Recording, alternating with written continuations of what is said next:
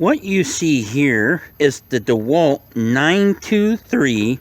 This is DeWalt's new 3/8 dry compact impact wrench. Now there's a debate going on whether you should even use these to take off a lug nut on your vehicle. Well, on this impact wrench, I have a 19mm socket, and these are lug nuts. The question is, will this take off a lug nut? Let's try her out.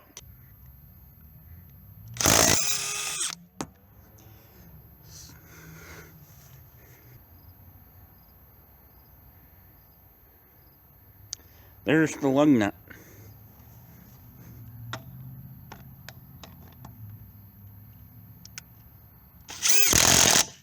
So, should you use a compact impact wrench to take off your lug nuts? You be the judge.